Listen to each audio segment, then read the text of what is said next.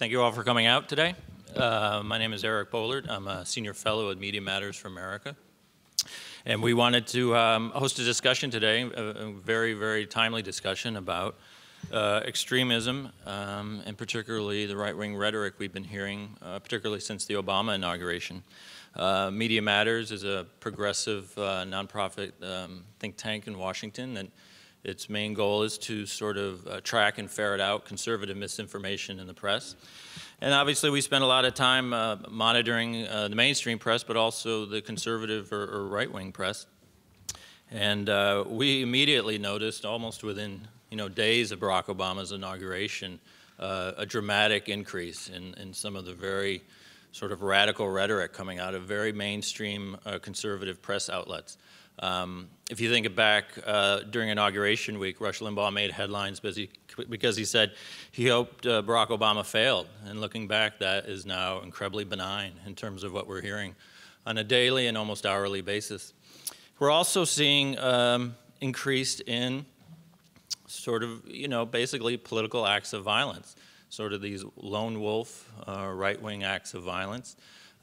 Really started last summer in Knoxville when Jim Atkinson, who is a out-of-work truck driver, packed a shotgun in a guitar case and went to what he considered a liberal church and opened fire as children were singing on the altar. His plan was he brought 70 shells. His plan was to shoot as many people as he could.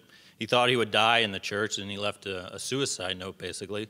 Luckily, some of the parishioners were able to tackle him. But when the police found the note, he talked about how he wanted to basically kill as many liberals as possible. He wanted to kill all Democrats, and he wanted to kill everyone mentioned in Bernard Goldberg's book. And one of the things that really set him off was he thought, this was last summer, he thought Barack Obama, if elected, would lead the country towards socialism, which is a claim we hear almost on a daily basis now. Also, earlier this year, we had the story out of Pittsburgh with Richard Pawlowski, who's the accused killer of 3 Pittsburgh policemen. His friends describe him as basically a right-wing gun nut who was afraid that Obama was going to come take his guns, and he basically lured 3 policemen to his mother's apartment and shot them, killed them. We had obviously the recent killing of Dr. George Tiller, who was essentially hunted down in his church, the abortion provider. And last week, I think, yes, it was last week, or 2 weeks ago, we had the James Von Brunn shooting at the Holocaust Museum here in Washington, who is essentially a white supremacist. So there's a connection, there seems to be a connection, and we want to discuss that. There's an extraordinary increase in radical, sort of hateful rhetoric that has now been mainstreamed, and we're seeing an increase in acts of violence. And so we want to address that today with our assembled experts. Let me introduce them. I'll just give you the quick bios, and then we'll start right in with the conversation. Dr. Heidi Beirich is a director of research and special projects for the Southern Poverty Law Center, where she conducts extensive research on extremist movements, as well as helps run the center's intelligence project, the premier operation in America tracking the domestic radical right. She came to the Southern Poverty Law Center from academia, specializing in the study of white nationalism and neo-fascism in Europe and America. Next to her is Clarissa Martinez de Castro. She is the Director of Immigration and National Campaign for the National Council of La Raza, where she oversees the organization's work on immigration and efforts to expand opportunities for Latino engagement in civic life and policy debate. Next to her is Nancy Keenan, the president of NARAL Pro-Choice America, where she leads the charge to protect a woman's right to choose and to help change the tone of debate over reproductive rights. Next to her, Adam Luna is the political director of America's Voice, where he coordinates the organization's strategy to build a new majority of comprehensive immigration reform. And finally, Nancy Zirkin is the executive vice president for the Leadership Council of Civil Rights, the nation's oldest and largest civil rights and human rights coalition. So we're going to start, each of them is going to tell us what they've been seeing They're all paying attention to what we're paying attention to from slightly different perspectives, and we want to hear their concerns and what trends they've been seeing this year. Heidi? Sure. I want to thank Media Matters for hosting this discussion. It's a very important topic. I really appreciate it. I work for the Southern Poverty Law Center, which is a civil rights organization located in Montgomery, Alabama, that's been tracking domestic terrorism for decades. And unfortunately, right now, we are facing sort of a very toxic environment that, from our position, seems as though it will probably breed quite a bit more terrorism, even more so than Eric has already described. And we're very, very concerned, God forbid, that we end up facing what we faced in the 1990s with Timothy McVeigh and the anti-government movement, because that was a very tragic era that included many, many domestic terrorism plots, and I hate to see this again. So let me just set the scene a little bit about what we're seeing out there from our perspective.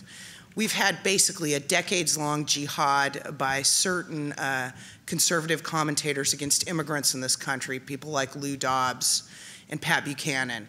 And that anti-immigrant fervor has translated itself into a huge growth in the number of hate groups in the United States, who have ballooned from 602 groups in 2000 to 928 in 2008.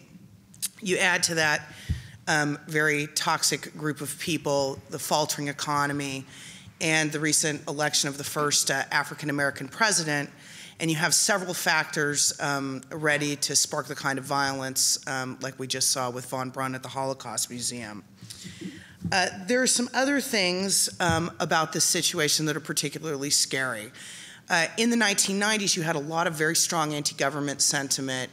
You had people who were completely freaked out and paranoid about having their weapons taken away from them. They're very scared about what Clinton was going to do. At this point in time, we have that actually mixed with racial ideas, meaning that the election of the first African-American president has put sort of a racial tone on all of the anti-government violence that we've been having lately. A good example of this was actually Richard Pawlowski, the guy who shot 3 cops in the front of his house in Pittsburgh. His home was filled with anti-government materials, anti-Obama materials, racist-type tracts. He was also egged on by people in the media because he was a big fan of Alex Jones and Glenn Beck. And when people get exposed to these ideas who are already, semi-not straight, these things can tripwire explosive responses. Now, let me say a little bit more to you about the recent acts of domestic terrorism. We had the Scott Roeder killing of Dr. Tiller, von Braun, Pawlowski. But in December, we also had a man who was shot to death by his wife in Maine, who had in his home anti-Obama material, anti-government material, and an application to the National Socialist movement. He had the components of a dirty bomb in his home. He was also a big-time consumer of right-wing media. So this shows you, and I know this hasn't been very widely reported, but the FBI put out a report identifying the materials as dirty bomb materials. But this shows you how the nexus of these kinds of ideas and the actions that people like this will take can be very, very frightening. Almost all of the domestic terrorism that we've had, we also had a guy in Florida who shot 2 cops. The cases that Eric already mentioned, most of this stuff is being egged on by members of the conservative press.